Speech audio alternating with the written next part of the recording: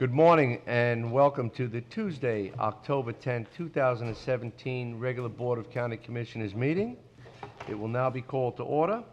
We'll begin with a moment of silent reflection for our first responders, which will be followed by an invocation by none other than Stan Bowling, our Community Development Director, and Jason Brown, our County Administrator, will lead us in the Pledge of Allegiance. Please rise. Once again, please join us in a moment of silent reflection to respect and honor our first responders.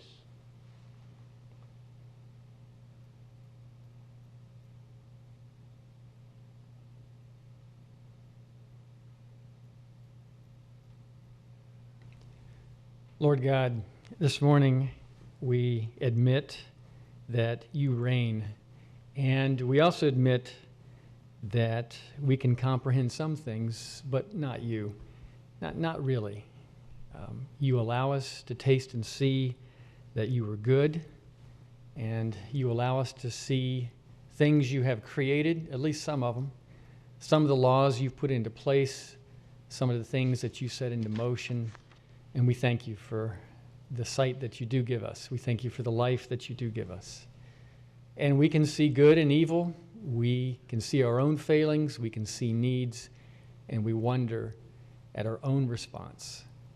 And so we ask this morning that you would guide our response, that we would not try to serve two masters, because we can't, but that we would serve you.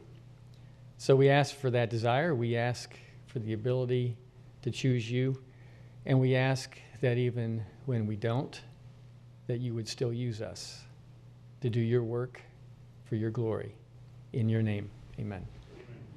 Thank you, Stan. Please join me in pledge. I pledge allegiance to the flag of the United States of America and to the republic for which it stands, one nation, under God, indivisible, with liberty and justice for all.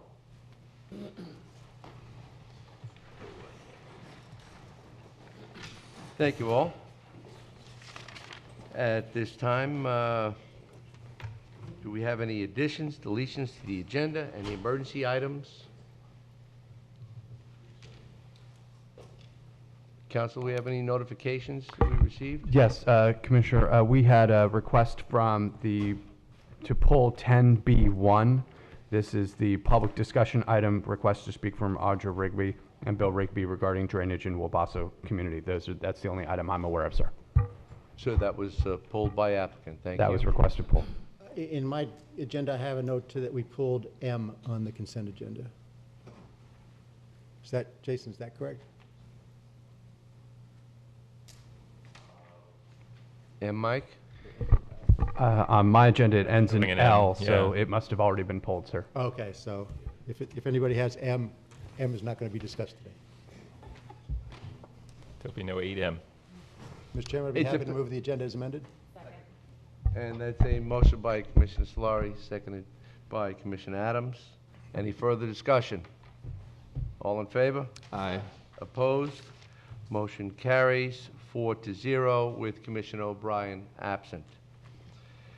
The next item is a proclamation for the retirement award of Jeff Valentino, but I do not see him here present in the room. So, commissioners, let's, if he does show up during the meeting, we'll just insert that at the most appropriate time. Would that be acceptable? Very good, Mr. Chairman. Thank you all. We'll move on to the next presentation. It's a presentation by Sergeant Curtis Paulson, Vice President and Outreach Director, Veterans Council of Indian River County, on Family and Communities' third annual picnic on Saturday, October 21st, 2017. I do see the sergeant, and I do see some executive chefs on his flank, so please come forward and let's talk about this wonderful day. Good morning, Commissioners. I'm Curtis Paulson, United States Army, medically retired. Yeah, we are going to have the picnic, but first of all, I'd like to thank each and one of you for approving our grant.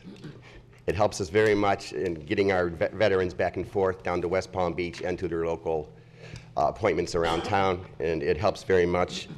And that's one of the reasons we're throwing this picnic. To thank the community, because the community does so much for us during the year and throughout the year to help us with our endeavors and to help our veterans within the county.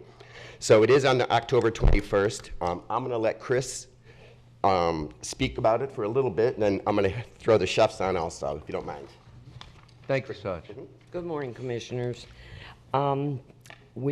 This will be our third annual picnic. It'll be held at Gifford Park on October 21st from 11 till 3. And we have, we're doing a carnival theme this year. So we will be having bounce houses, or a bounce house and a water slide. And I believe that you have received the certificate of, or the county has received the certificate of insurance from the Moon Man. There will be music. It'll be a DJ. Vic Diaz from Vietnam Veterans of America. That organization is going to purchase the food, and the veterans from the American Legion Post 181 in Gifford will be providing the super chefs. They will be doing the cooking. We will be putting out signs. We have a flyer. I have several for you. And other than that, it'll be wrapped up and out of there by 3 or 3:30 at the latest. I mean, if people actually stay until 3 o'clock, we'll have to be out of there by 3:30. It won't take that long to get it out. So I don't know if you have any questions. No, we're actually very excited about the day. It's been a great success from day one. Usually it takes several years for an event to really take root. And I have to say, our veterans did it right from the very beginning. And the food's good, the entertainment's good, and the people are great. There's just a lot of camaraderie and outreach into the community, and that's what it's all about. This year it's going to be even more enhanced because just prior to that, just prior to the opening of the barbecue, we are going to have a rededication of the entire park in the name of Victor Hart. So we will have a little bit of activity on one side of the park at one event, and then it will begin the Veterans event, and I'm hoping for overflow and cross-communication and more fellowship than you could even anticipate. But it's always a great day. You do an awesome job. Our veterans work hard. Well, it will be our pleasure to be the first event at Hart Park. Yes. So we appreciate that, and we will certainly appreciate the crossover from the people at the other event. Thank you so much. Thank you. I see Chef Davis is here. Good morning, Commissioners. Al Davis, retired military and also the Post Adjutant of American Legion Post 181. And I want to extend the invitation, hoping that you and your family will be there also on the 21st Saturday. Now, that event is going to be pretty near, going to be from 12 to 4 p.m. I think pretty near everything has. You change it? Yes. Okay, correction, 11 to 3. But on the flyer, we have 12 p.m. to 4 p.m., so we can't overlook that as well, because that's been put out into the community. We have put a lot of the flyers out in the community, a lot of the businesses, and I've been getting a lot of response. On the flyer, that my name is also on there to be a contact person. There's a lot of people been asking questions, and it's a good thing that this is our third year, and we're looking forward to having a good support. And we appreciate you giving us the invitation to come in and be able to talk. Thank you very much. Mr. Thank Chairman, you. Yes, sir. if I can ask Mr. Davis a question? Yes, sir. Mr. Davis, what I'm most interested in is exactly how you're going to cook the chicken. First of all, but we're gonna grill It's and a barbecue that serious chicken. question here. I'm not. Well, I want to let you know, Commissioner, that we have 10 cases of chicken, Good. quarters.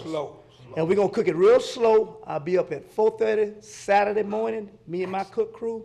We're gonna have about 5 or 6 grills out there, and we're gonna cook it real slow, tender.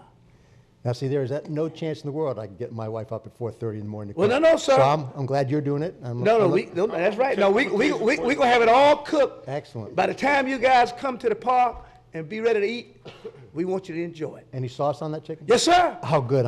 Good I'm looking sweet forward to sauce it. barbecue sauce. Yes, sir. Ah, It's gonna nice. be I like tasty. this. Yes, sir. This is Just sounding to better let and you- better all the time. Right, just to let you know, we have the hot dogs, the chicken, the beans, the sodas, juice boxes, chips along with the trimmings. Excellent.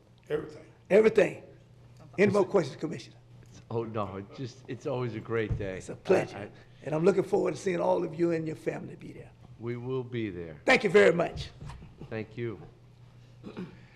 Okay, and just so there's no mix-up, the monies that we're using for this does not come out of the grant that you guys gave us, so I don't want to have any mix-up on that. That money actually coming from the golf tournament. That golf tournament, we made almost $17,000 on our golf tournament, which is incredible. So it is our way of giving back. I appreciate Jason, all the help that you do helping us get this together, and commissioners, all of you also. There's one thing I wanted to put out. Colonel Young called me a little bit ago on the way here, and as you know, Memorial Island got hit pretty good during the hurricane. So there's a hurricane cleanup day. He has 2 days, and if it's okay, if I can put out the days and the times for him. Oh, please. The 19th of October and the 21st. So the 21st is the day of our picnic, so after you're done cleaning up over there, come on over to the picnic. The hours are from 8 to 11. They'll be cleaning up over there. A lot of it was spared, but I think a lot of you probably been over there. The metal chairs that you sit on and everything, they actually tore away from their bolts off the concrete, and they found some of them laying in the middle of the island and stuff. Luckily, all the cenotaphs they weren't ruined, but there's just a lot of cleanup to do. So it's from 8 to 11 on the 19th and the 21st of October, and the point of contact would be Tony Young on that. Other than that, we'd love to see you all there. I know that you all were there, and you all support our golf tournament, so come on out and enjoy. We'll see you there. Thank you. Thank you. Thank you. Thank you all. If you leave hungry, it's on you. Next item is informational items. We're looking at the Fairgrounds License Agreement, the State of Florida Department of Children and Family Services, Disaster SNAP Program. Any discussion on that? If not, we'll move on to the consent agenda. Commissioners, any interest of further discussion of any of the consent items that I know we've all reviewed? Is there anybody from the audience that wishes to pull any item from the consent agenda for further discussion? Having given ample opportunity and seeing none come forward. Move approval of consent. Second. That's a motion by Commissioner Adams, seconded by myself. All in favor? Aye. Opposed? Motion carried unanimously, 4-0, with Commissioner O'Brien absent. The public discussion item was pulled.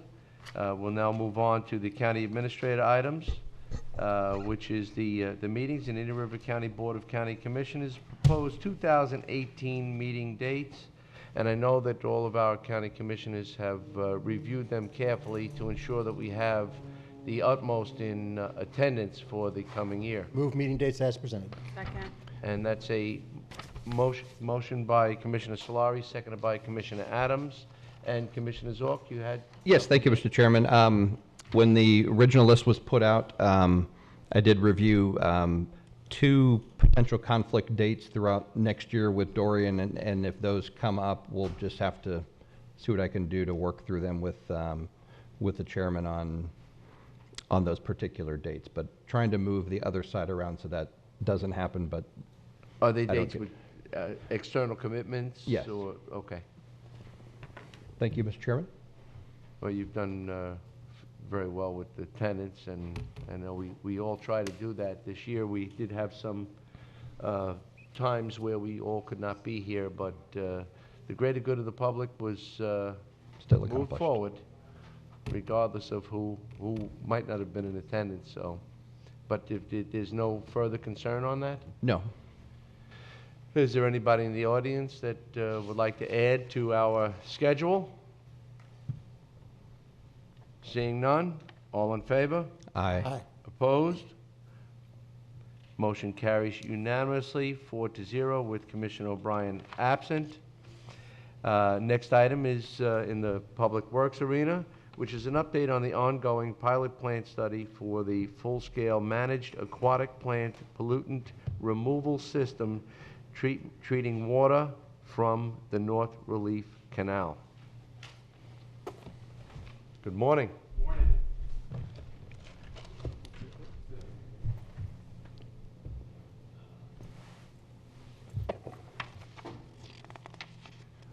Well, good morning.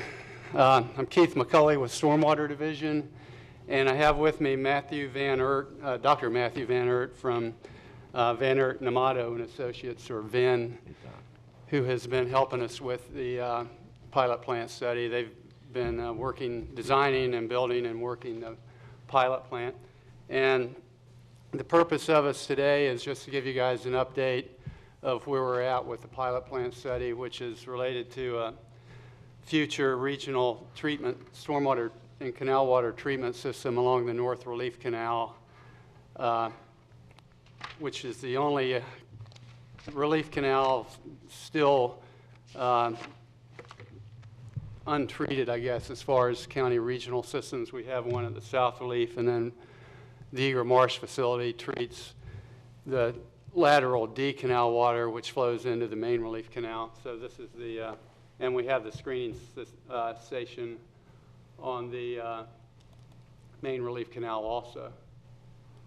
But we've prepared a short PowerPoint to sort of say where we're at and where we're going on this.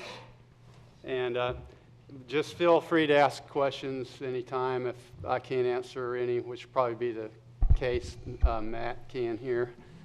And we'll just shoot on.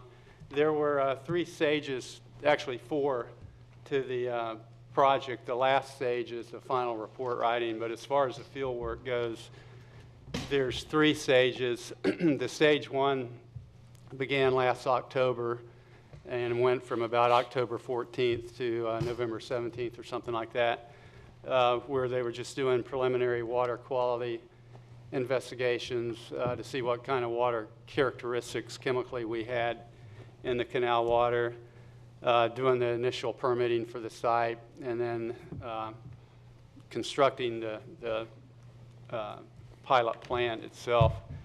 Stage 2 was comparison of 2 systems. We wanted to check the results of an algal turf scrubber type system similar to Egret Marsh or Osprey Marsh that the utility department operates versus a different kind of a system, which we call low energy aquatic plant systems, or LEAPS for the acronym for that, which consists of a water lattice, tanks followed by an algal flowway, and then followed by a tank with emergent aquatic plants in it. And then the stage 3, which we're into now, is down selection of the system, or selecting the best one, and then continued testing with that for the remainder of the test period. So the first stage was water quality from October 14th through November 11th. We had some results we'll just go over real quick, and the first thing you see on the slide is that's yellowed in is total nitrogen, which was 0.698 milligrams per liter, and that's relatively low for the canal, which based on our weekly sampling we've been doing for several years, the yearly average is about 1.05 milligrams per liter, but this was taken during the dry period, so you're not getting a whole lot of runoff initially. Well, actually we were for after Hurricane Matthew, but we'll see that one later. But it's lower than what is the normal average for the canal. And when we look at total nitrogen, we got to look at a couple things. The equation for it is it's the sum of what we call NOx nitrogen, which is nitrite, nitrate nitrogen. The nitrite transfers into nitrate after a little bit with certain bacteria and stuff, but The NOx represents the nitrite and nitrate component, and then what they call the TKN, or the total kilojoule nitrogen. And the total kilojoule nitrogen, or TKN, has two components, which is one is an organic component, and then the other is ammonia nitrogen. And what you see on the slide there's two of them that are green, the NOx nitrogen and the ammonia nitrogen. And they're green because those are the nitrogen components that the plants can assimilate easily. They can sort of grab them right out of the water. But the organic nitrogen component of the TKN, which is part of the total nitrogen, is real tough for the plants. They can't get it easily without some kind of an enzyme present. And it just doesn't, it's not a very useful form of nitrogen for it. Another term, I think, is recalcitrant nitrogen. So if you go back to the table for the water quality for that first test period, you see the organic nitrogen is 78.1% of the total nitrogen that is in the canal, which means that it indicates, at least at this period in the testing, that the canal water was what we call nitrogen deficient with respect to what the plants would like to see. So that's telling us that they have a limited amount of nitrogen during the fall period here when we were testing. Keith, can I ask one question? Sure. If you can go back one slide. That one or one more? That one's fine. Okay. On the organic nitrogen, the origin of organic would mean it's an organic origin versus a fertilizer component nitrogen. I'm just trying to get what is the organic origin just from the normal decomposing of prior plant life, and that's the organic nature of that origin of that nitrogen, or where else might that be coming from or contributing to it? Matt can probably answer better, but I think you're looking at like a lot of man-made long chain, molecular chain compounds for the organic nitrogen, but Matt Okay. can. Yeah, I think that's accurate. But also, if you have a fertilizer component, remember, once it gets in the canal, oftentimes that gets locked up in algae and other types of organics. So in other words, if an algae in the canal or a plant in the canal or something takes that up, that plant dies, it's then released as organic. So Okay. you are correct that, yes, it's an organic source. They're larger molecules, but the ultimate source, and you could determine that through isotopic analysis. You can get some indirect measures there. But in that particular case, it could have originated with an inorganic source or fertilizer source. Okay. And trying to go back to our fertilizer ordinance, what was that contributing to the prior flows before that was put into effect to know? Now, where these samples are taken from, I would say, compared to the Maine and South, and it may not prove to be the case, but the North Relief Canal is still in a more rural nature. When you follow the water west, you have older groves, you have ranchettes. You don't have as tightly packed, 3 to 6 unit to the acre development when you get to the Main Relief Canal going down to the South Relief Canal. Right. So you wouldn't, but you could have leftover, I don't know what the life of prior citrus operation fertilizing, how long does that take to burn off? The groove may have been dormant for 10 years, but it still may be cycling or releasing some of that old material that has been in there for decades before, even though it's not currently being applied. Right, that's true. And also, some of the canal spraying may have an effect of that too when the plants die in the water. Okay. And they release some of that. I forgot earlier to say where this site was located.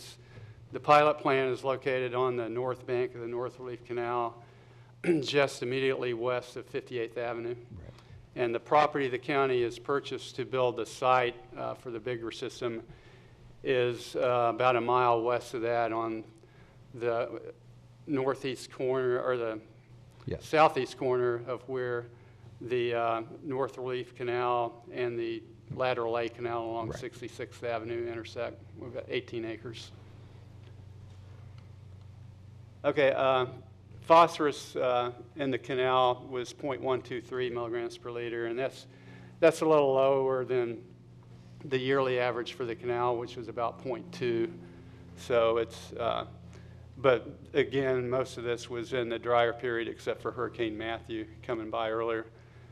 And so we have a similar kind of thing with phosphorus equation. It's equal to the inorganic phosphorus, or also called the orthophosphorus or reactive phosphates, plus dissolved organic phosphorus. And the green, again, means the orthophosphate is the easier form of the phosphorus for the plants to take up, and whereas the organic is a lot tougher for them to get out of.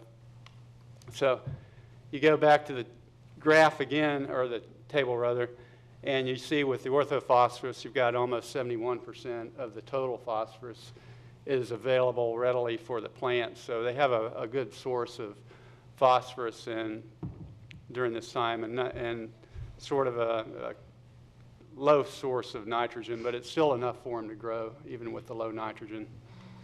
There's your fertilizer. And then finally, we just looked at the suspended solids for the presentation here, and it's only 5.25 milligrams per liter, which is real low. And Matt found out that really the only time they've measured any measurable solids were right after Hurricane Matthew came by and that runoff.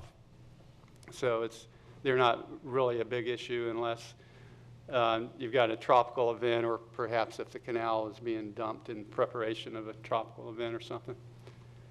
And this graph here shows the Hurricane Matthew effects. You got the total phosphorus is being graphed in the orange line and nitrogen in the blue. And you can see how it drops down fairly rapidly after the hurricane runoff is passed over. Keith, I take it the date is actually 16 on the Pardon? bottom? Or are those testing dates? There's testing dates there on the x-axis, on the bottom axis. Yeah, but they say 17. They would have been last year's. Oh, yes. Well, we're projecting to the future as Okay. well. Yeah, sorry. That should You're be- predicting that another should be hurricane? 2016. Good catch, good catch. We looked at that 100 times and never noticed it. But Keith, the lines are probably going to be higher because it's going to be next year. Yeah, well, hopefully coming out it won't be higher. There you go.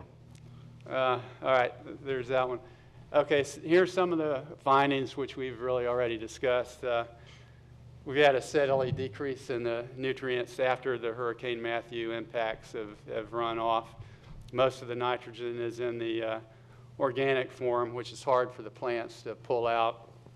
Most of the phosphorus is in the orthophosphorus state, which is easy for them to pull out. And then the low nitrogen levels and dominance of the organic nitrogen suggests limited nitrogen conditions or deficient conditions during this testing stage here. And then the suspended solids are only really a problem after a big, large rain event or like a hurricane. Okay, then stage 2 is where the actual pilot plant study began.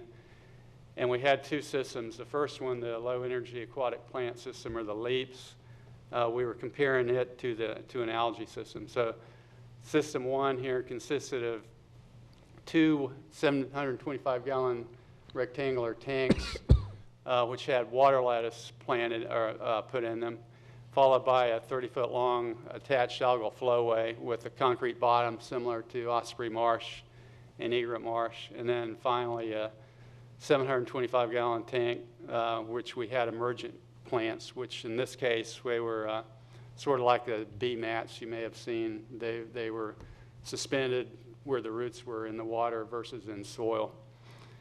And then the system 2 was, we call it the P60. It was a 60-foot-long attached algal flowway, and that was all that was in that system. They both received the same flow rate, which was 5 GPM. gallons per minute. Keith, can I ask one question on that one? Yeah. Water lettuce I always thought was somewhat of a seasonal type growth in the canals, but can you grow it in the tank environment year-round, or does it actually have a growing season? Yeah, it's a great question. So being on the site pretty much every day, I have an intimate knowledge of the health of the water lettuce. Thus far, it's grown quite well throughout the year. you know, in terms of getting into I guess the 1 month or, you know, a couple months we haven't run it would be December and January. So we'll see that November, December, January. But we did see it throughout the year in the canal. What happens is that it undergoes these very explosive, it will undergo explosive growth rates. Right. And then it'll basically overtake the canal, and then you'll have it either sprayed so it's killed or grappled out, which I think is a better solution. And then what will happen is it will slowly just kind of persist at lower population levels. But it appears to survive throughout the year thus far. And actually, in that scenario with the tanks, it has grown. You know, it won't grow as fast during the cold months, but we still measure growth and removal, Right. Even during the cold periods, which we did. Actually, in January, we experienced some cold snaps. And it slows down the growth, it slows down the removal, but it persists. Do you guys, is there any benefit of tracking the water temperature to see if the intake, or is it just sort of a given that cooler water, less uptake, and it's not worth measuring? It's a great question. So one question with aquatic plants that's oftentimes raised is how much does the ambient temperature versus the water temperature influence its biology, its uptake? It's a fantastic question. I actually have water temperature data essentially almost every single day. So we will plot that and look at that and then correlate it back not just with biomass production or the productivity of the plant, the growth of the plant, but we'll also look at then removal rates as well. Okay, thanks. Okay, objectives of stage 2, we wanted to compare obviously the two systems side by side and see which one would be the best and measure the yields of the removals in the plant tissue. We wanted to calculate the aerial removal rate, or AAR, which is the amount of nutrients in the plants that are harvested divided by the area of the tank or the flowway system over a certain time period. And then we wanted to confirm what we calculated or measured with our harvesting mechanisms using water quality, where we measured the water in and the water out to calculate the aerial removals and make sure we were on track with both. And they both agreed well with one another. These are just some pictures of the site. The top one is our first water lattice tank. The water comes in up here, and then it flows through the tank into the second water lattice tank, and then out the tank into the algal system. And then finally, in the bottom here, it flows into this emergent tank, which had the suspended aquatic or terrestrial plants, I guess, or not terrestrial, emergent plants. Emergent plants. And then over here is the P60, the 60-foot long algal treatment system side by side. And this side's sort of a busy little booger, but it is intended to show the different nutrients levels of phosphorus and nitrogen in the various tanks and in the emergent tank and the different types of plants. And for the LEAP system, you can see the general trend. The nitrogen is in blue and the phosphorus is in the orange, but the general trend is down, which makes sense because as you're going through the tank system, you're pulling out the nutrients, so you're going to have less in the tissue as you go down. And then the algae system, it's basically just two numbers, but you can see that the water lattice tanks are much higher from a nutrient removal, at least in the first tank, than the algae system, which was an indication that it may be just a little bit better a plant than strictly algae. And then we had a separate clarifier that was set aside that also received the same flow rate as either of these tanks for a different reason, which we'll discuss later. And we measured the nutrients that we collected in the bottom of that tank and the settable solids, and they're graphed there as well. So if you compare the LEAP system versus the algae system, what we found out in stage 2 and also into the early stages of part of stage 3, which we were at when we did this report, some of the data here This is a little old because of the hurricane pushed us back as far as presenting to the commission. But you can see the aero removal rates for the nitrogen and the phosphorus both with the LEAP system are higher than the P6C system or the attached algae system, particularly for the nitrogen, and a couple points higher for the phosphorus. And now this stage 3 is where we're at now. We have another, month or two to go with that, Matt? Couple months. Couple months more of testing of that. And we kept the algae system going for a little bit into stage 3 just to make sure that the data was showing that the LEAP system was outperforming the algae system, which it did. So now it's completely offline, and we're focusing strictly on the LEAP's treatment system. And we're doing basically the same kind of monitoring where we're harvesting the plant material, weighing it, drying it, and getting composite samples of it, sending it off to be analyzed for the nitrogen and phosphorus. And that's how we're calculating the removal of the plant based on plant tissue. And then for the water quality check, we're measuring the water in and the water out in the different tanks and comparing that with the harvests, and they're agreeing pretty well. These are specific aerial removal rates for the LEAP system, which they're actually exceeding the calculated aerial removal rates for Egret Marsh Stormwater Treatment Park. When you look at it on an aerial removal rate basis, it's 71.1 for grams per meter square for nitrogen and 13.3 for phosphorus, which are higher than Egret Marsh. And then we looked at the individual modules, which is presented below in the table in the gray there. And as you can see, the first tank, waterless tank, takes out the majority because it's getting the most food from the canal, 98 grams per meter squared for the nitrogen and 17 for the phosphorus versus 58 and 11. And then the little algae unit at the end still takes out a respectable amount.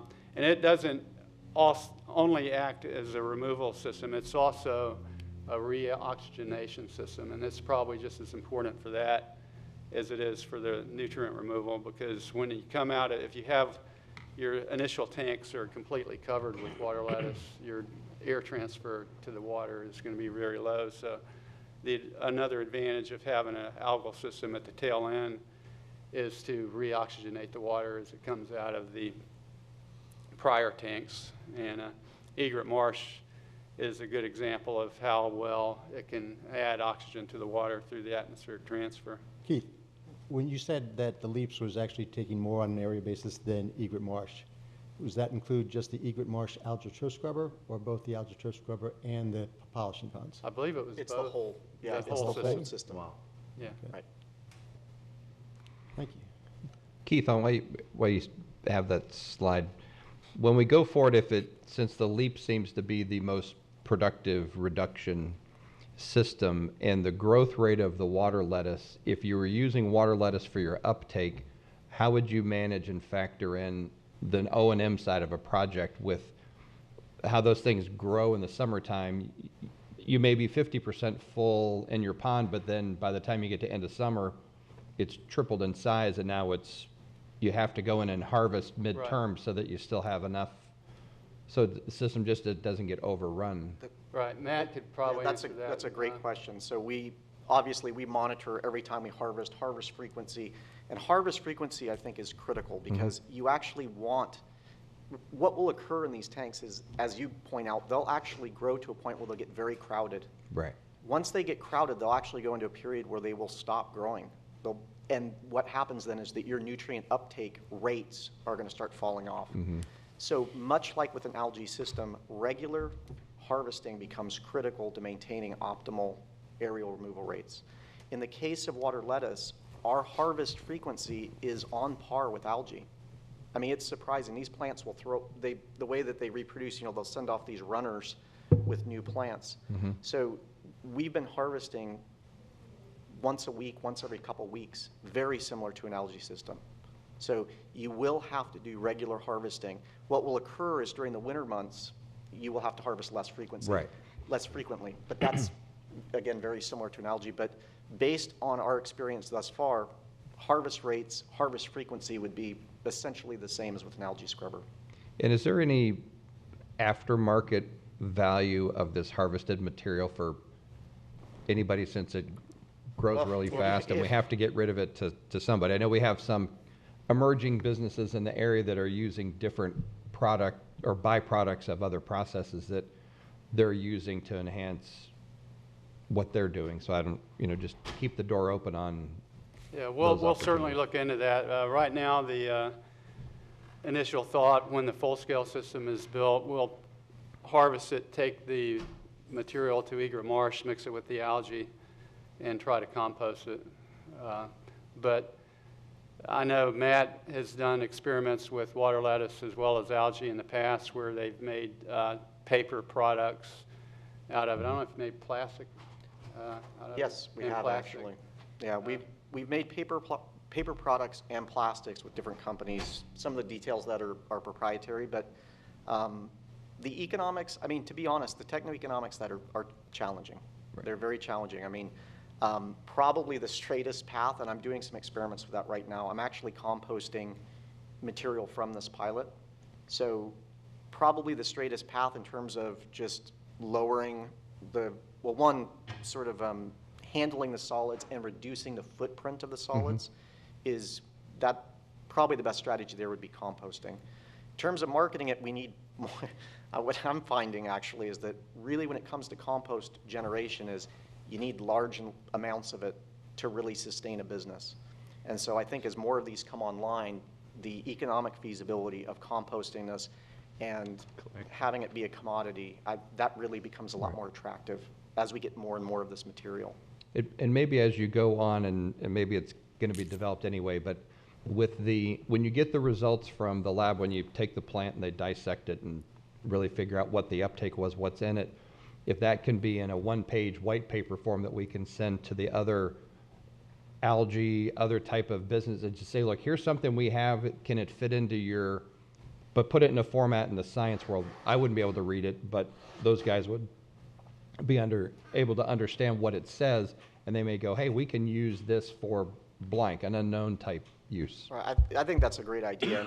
There definitely needs to be more work done on these aquatic plants. I mean, there is value. I mean, if you look at, I happen to consult with a client that specifically grows aquatic plants for human protein consumption. And so there certainly is value, whether it's antioxidants or different chemicals within the plants. And it is, I think, getting that information in the right hands. So we can do that. I can pull together a white paper with its basic chemical composition and even provide samples if you want samples of dried, of the dried plants. I think that would be a good combination. So we'll let you eat them, Commissioner.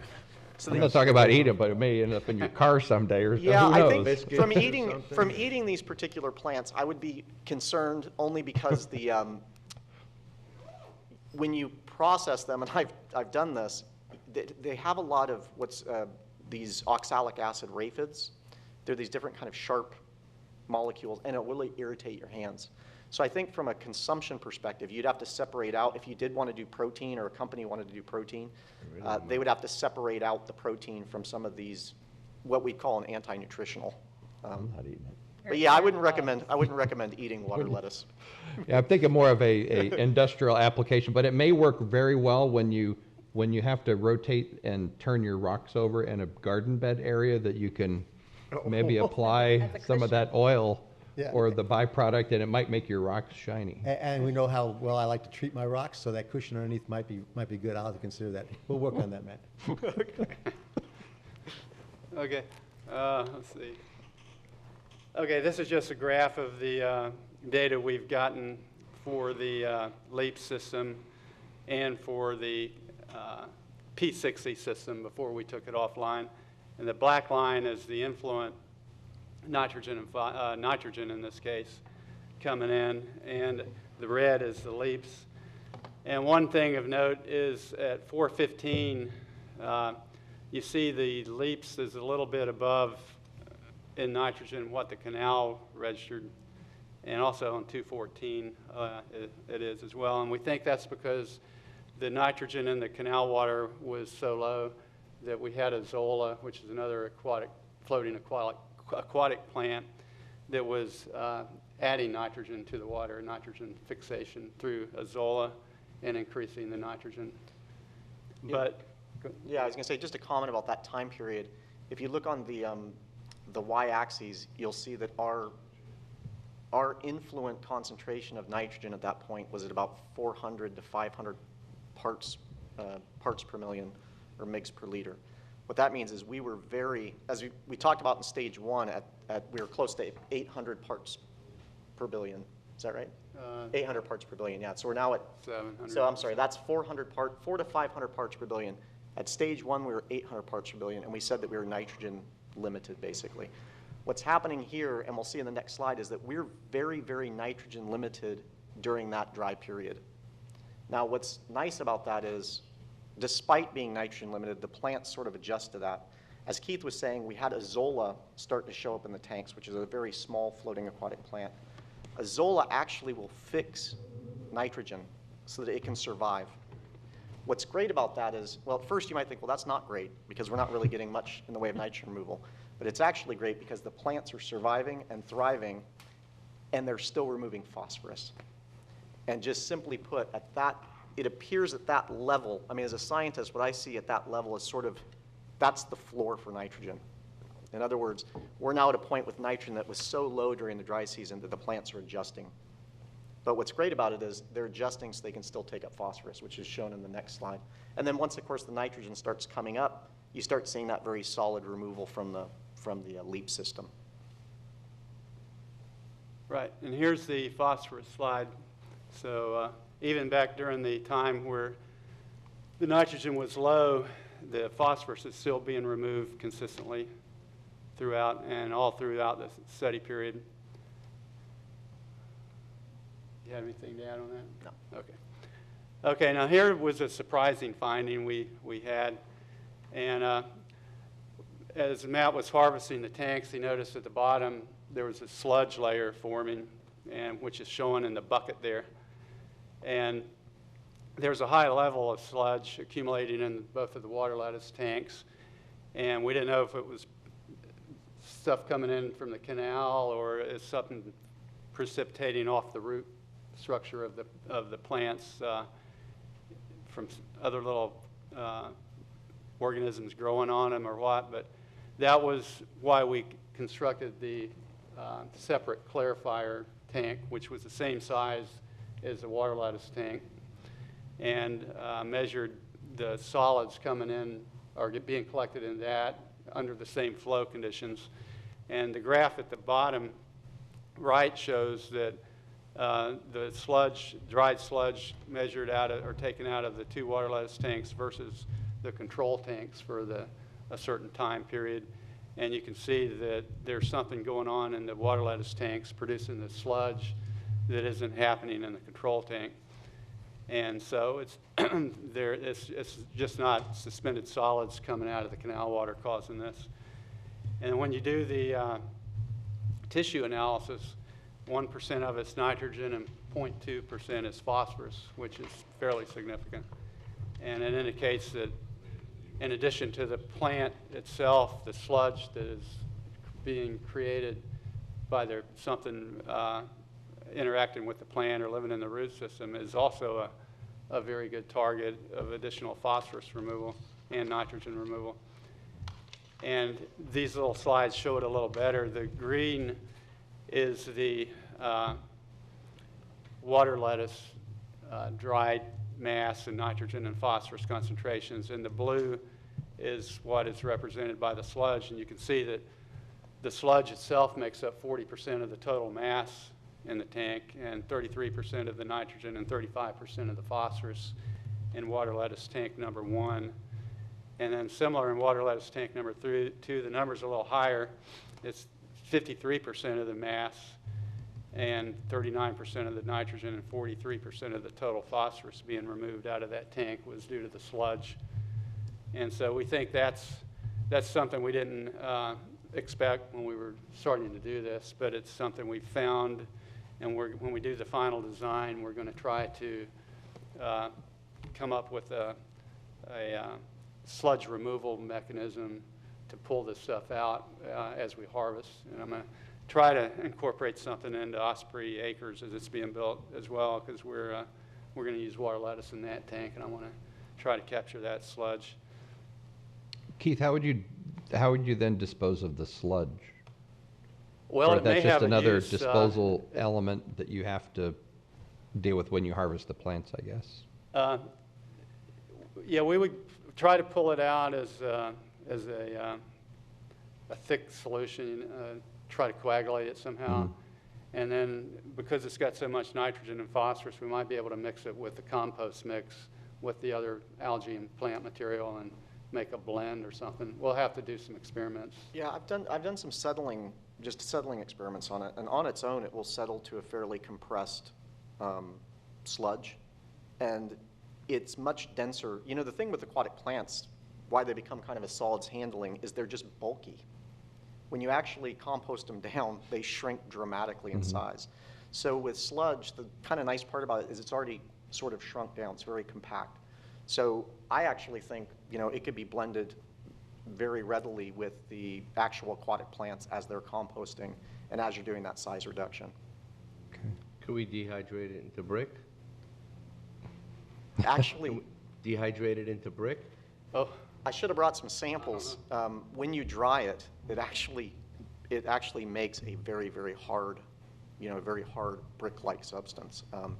You know, in terms of its value and how to use it, I mean, certainly with the N and P levels, the nitrogen phosphorus levels in it, you know, it could be used as a soil amendment, certainly, to enrich a soil. In terms of something like a brick, I don't know if there's a company that does that type of work. I think it's worth looking at.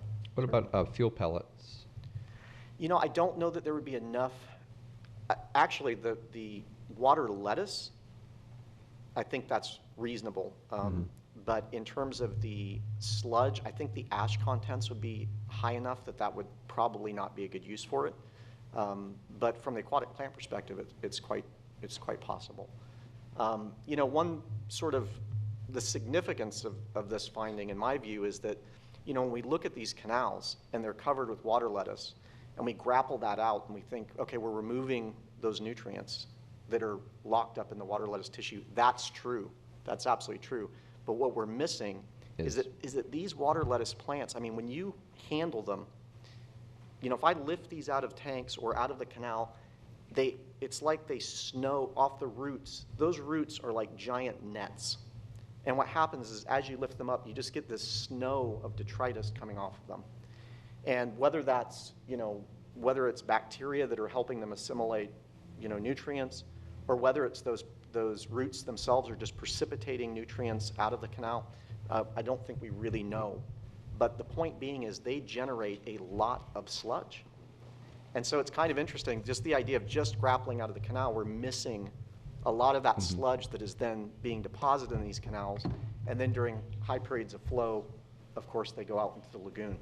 Right, and it adds to the legacy load that's in the canals and in the lagoon. And Precisely. And I know we have those sediment traps near well, there's one over here in the main relief canal. But if we don't have an active maintenance program, it's like we hold it accumulates, and then we have a big storm event, and we open it up, and it took everything we accumulated and just shoots it out because we don't harvest that area, and maybe that's something we'll have to, if we have a good way of getting it to settle in a particular area, figure out some way to capture it so it doesn't just get moved to tide. Right, and Keith and I certainly on a larger scale LEAP system, we've talked about the sludge handling characteristics and how to convey it in a way and extract it in a way and remove it in a fairly straightforward fashion. Great, thank you. Okay, this is the last slide, which is just a basic summary. Stage one, as we've talked, the nutrient levels in the North Canal have a high degree of seasonal variability of nitrogen, but nevertheless, the water quality parameters are still such that the plants will grow and continue to remove the nutrients. And stage two showed that the LEAP system was superior to the attached algal system. And Stage 3 preliminary testing is showing that the LEAP system, based on what we found so far, can exceed the large-scale systems like Egret Marsh or probably even Osprey Marsh. Water quality database aerial removal rates are similar to the biomass-based aerial removal rates, which is good. That shows that the testing that Matt's doing and the measurements are going hand in hand with one another, and they can be easily defended if somebody was to question them. The first tank obviously has the highest removal rates, and it decreases as you're going to go down the treatment train. And we can use that data to help with the design of the full-scale system by coming up with some numbers to try to shoot for like a 10 MGD system, for instance. And then finally, like we've been talking, the full-scale system needs to have some kind of sludge capture and handling mechanism. And then the bottom major advantages of the LEAPs, and some of these are substantial. One is there's no loss of crop during power outages or flow interruptions. Just the last hurricane we had here, we've lost our algae crop at Egret Marsh because of losing power for several days, and so we lost the crop. It's starting to come back now, but anytime you lose the crop or there's something happens with a pump, you're going to lose your algae crop on a sloped algae system. So that's one major advantage of a LEAP system. And the other is you don't have to pump all the time in it. With the algal systems, you've got to continuously flow water over the algae or they're going to die. With this LEAP system, because we have the tanks or a pond, whatever we put them in, as long as you've got water in the pond, you don't need to continually pump. So with the pilot plant, as a matter of fact, with the hurricane and the canal water levels being so low or just so nasty right after the hurricane because they're still taking it out to the lagoon, we were off a month, was it? Right.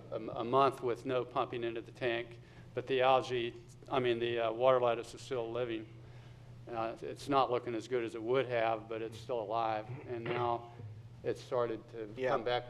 He's put water back into it now with his pumping. Yeah, I'm pumping it. Actually, it goes back to this concept of how does the water lettuce do during periods of suboptimal, whether it be temperature or nutrients.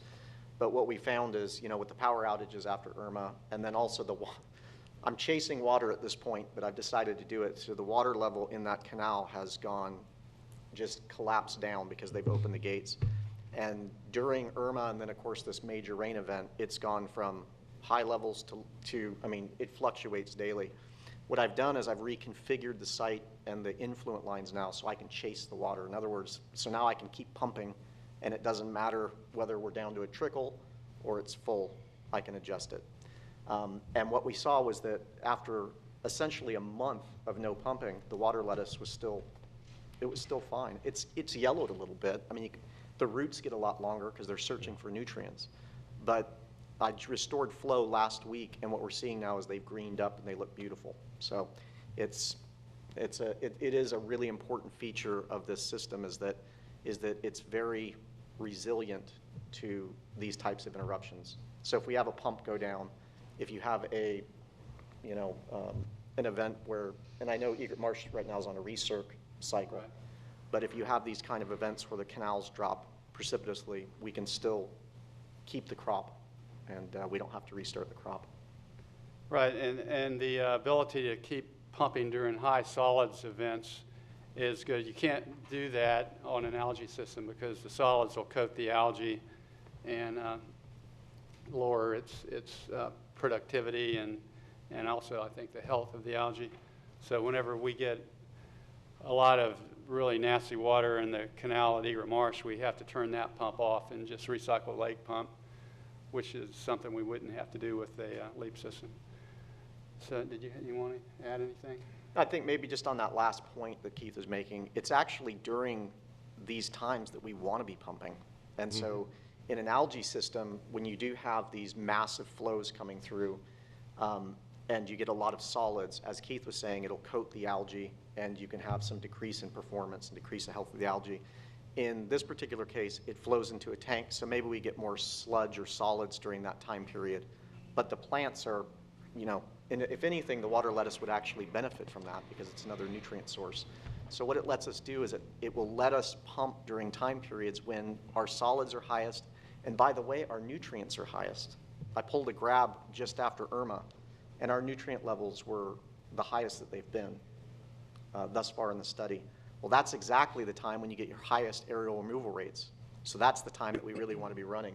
And Keith and I have talked about how to integrate an influent system, an influent pumping system for a full-scale leaps that will let us pump during the worst conditions, whether that canal is super high or super low.